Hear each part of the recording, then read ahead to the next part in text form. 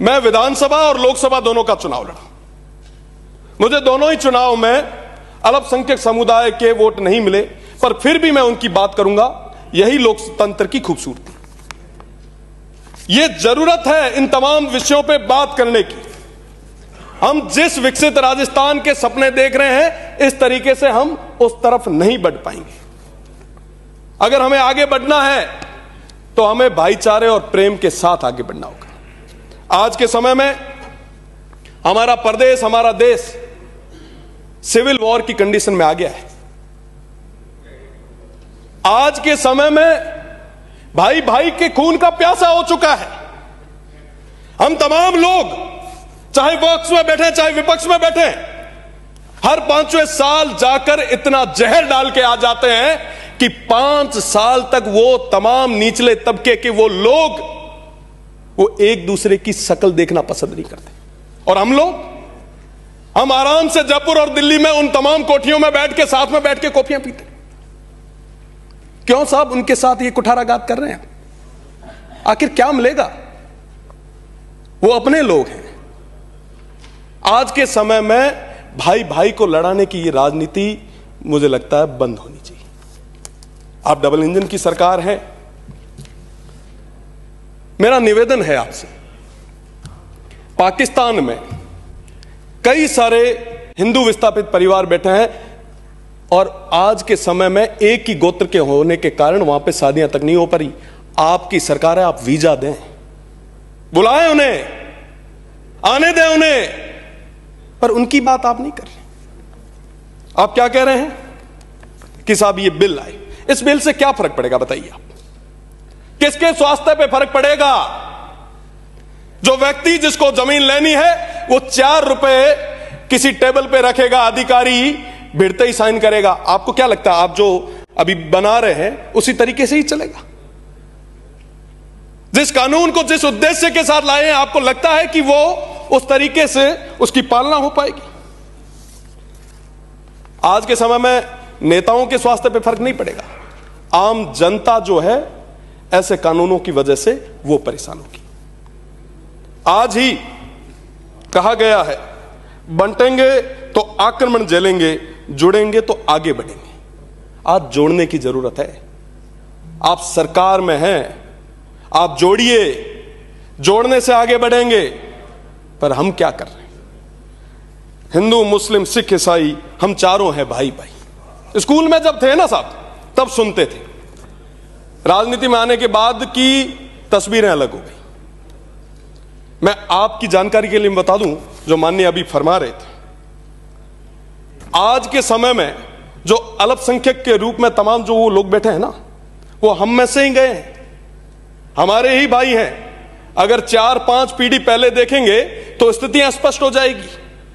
मैं कहना चाहूंगा, भैया हो, चाहे मंगलिया हो, चाहे गज्जू हो, चाहे सावंत हो, चाहे जंज हो, चाहे सहता हो, चाहे सोरा हो, चाहे समा, समेजा, नोहड़ी, आलीसर, हालपोत्रा, जूनेजा, राजड़, ये तमाम लोग हमारे अपने लोग हैं, जिन्होंने आजादी की लड़ाइयां भी हमारे साथ लड़ी है। 65 और 71 के युद्ध भी हमारे साथ लड़े हैं।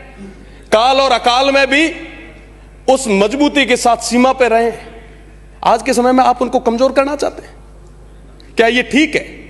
मैं पैरोकारी नहीं कर रहा हूं, मैं स्पष्ट रूप से कहना चाहता हूं कि अगर कोई देश का विरोधी है तो उसके खिलाफ सख्त कार्रवाई होनी चाहिए, पर जो देश का नागरिक है उसके मौलिक अधिकारों की भी सुरक्षा होनी चाहिए। राज आज है, काले जातो रहे हैं, ठाक नहीं पड़े। आज से पहले भी तमाम लोग आए थे, कोई स्थायी रहा क्या? एक समय था जब गांवों में अपनायत हुआ करती थी, प्रेम हुआ करता था, पर आज के समय में कितना जहर राजनीति से, चाहे मैं भी क्यों नहीं, हम सभी ने मिलकर किस तरीके से अपनायत को चूर चूर किया है। मैं एक वाकया आपको सुनाना चाहता हूं। मैं जिस गांव में रहता हूं, मेरा गांव जो है दूधोड़ा, उसमें हमारे साथ राजड़ रहते हैं। यूनिवर्सिटी में हुआ करता था उस समय, दादाजी के साथ में एक बैठक में गया। हमारे अली खान साहब हुआ करते थे, वो देवलोक हो गए। वहां देखा कि मेरे दादाजी की आंखों में आंसू थे। आप विचार करो कितना प्रेम हुआ करता था। आज ये स्थितियां क्यों बन रही है? क्यों हम तुष्टीकरण और ध्रुवीकरण की राजनीति पे आ गए हैं? देखिए, मुझे तो 25 साल की उम्र में प्रदेश की देवतुल्य जनता, शिव की देवतुल्य जनता ने प्रदेश की सबसे बड़ी पंचायत दिखाई है। राजनीति, मेरा निवेदन है पक्ष के और विपक्ष के तमाम साथियों से कि अपने सिद्धांतों पे करें। उस बॉर्डर को मजबूत करने में तमाम लोगों का पूरा साथ और सहयोग रहा है। आज अगर वाकई आप चाहते हैं कि हम इस देश को विकसित बनाएं, इस प्रदेश को विकसित बनाएं, तो जोड़ने से बनेगा, इस प्रेम और भाईचारे से बनेगा।